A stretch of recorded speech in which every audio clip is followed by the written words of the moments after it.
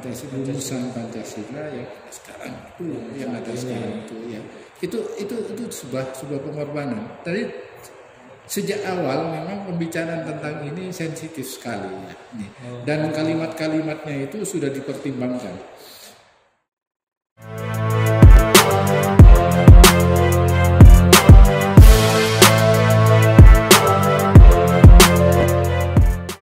Selamat datang di channel YouTube Keluarga 537. Kali ini kita lagi-lagi program ngopi bareng Abah bersama Abah Syarkowi Dovir di sini. Kali ini kita mau bahas soal RUU HIP, RUU yang sedang booming sekarang karena mendapat penolakan dari berbagai pihak. Ini Abah. Salah satunya saya kutip dari beberapa media, salah satunya ini di media kompas.com. Di media Kompas itu menyebutkan bahwa ada 5 sebab kenapa RUU HIP atau RUU Haluan Ideologi Pancasila ini mendapat penolakan dari berbagai pihak. Itu yang pertama, RUU HIP ini dianggap mengatur persoalan Pancasila, padahal Pancasila itu merupakan sumber hukum itu sendiri. Yang kedua, RUU HIP dianggap bermasalah secara substansi dan urgensi. Yang ketiga, bisa menyebabkan suhu politik jadi semakin panas dan terjadi konflik ideologi. Yang keempat, RUU HIP ini dianggap akan mengganggu ideologi Pancasila itu sendiri.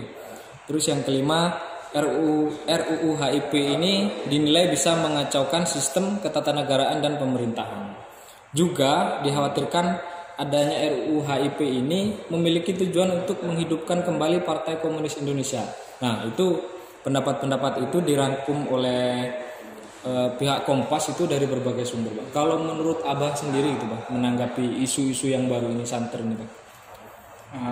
Fenomena yang nampak memang 5 kesimpulan tadi adalah sesuatu yang menggejala, sesuatu yang menampak ya. Tetapi kita kan tidak cukup hanya berbicara tentang bahwa yang menampak demikian, tapi mari kita mengarah kepada persoalan problem pokoknya. Problem pokoknya apa? Mengapa tiba-tiba ada RUU ini?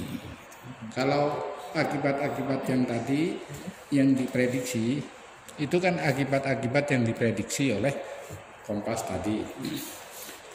Itu sesuatu yang memang telah terjadi, dampak terjadi, semua orang bisa baca itu gitu ya. Tapi yang sekali lagi yang paling penting adalah bagaimana ya hal ini tidak terulang kembali, tidak terjadi kembali, sebab kita ingat pada babak-babak awal pembicaraan tentang dasar negara, tentang falsafah negara, itu sangat sensitif sekali, sampai pada akhirnya ya, karena pengorbanan ya umat Islam yang kemudian mengalah konsepnya dan sebagainya, akhirnya terjadilah kesepakatan rumusan Pancasila yang sekarang itu yang ada sekarang itu ya itu sebuah pengorbanan. Tadi sejak awal memang pembicaraan tentang ini sensitif sekali ya.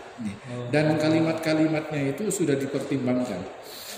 Coba bayangkan, jadi dari usulan-usulan tentang ketuhanan harus diapakan. Tadinya ketuhanan ada di nomor 5 di pidato Soekarno.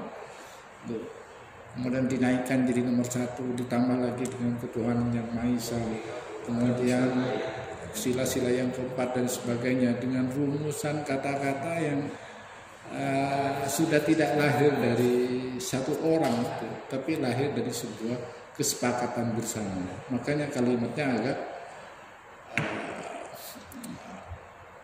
agak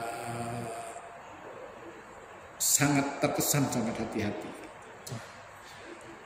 Termasuk ini kan di RUU HIP ini dianggap bermasalah karena bisa ada perubahan di tubuh Pancasila itu sendiri, Pak. Menjadi Trisila, menjadi Ekasila sendiri itu.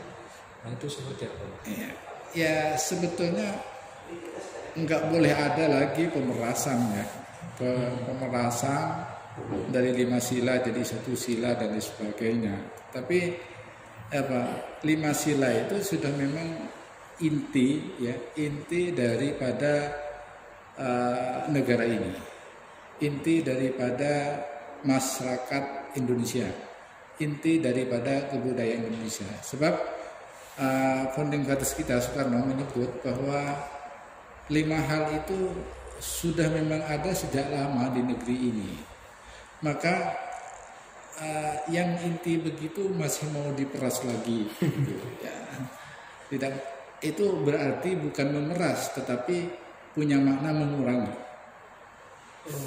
Berarti intinya dikhawatirkan akan ada Iya, nilai-nilai misalnya yang hilang. mau jadi Ekasila, jadi apa istilahnya itu, jadi bergotong royong gitu.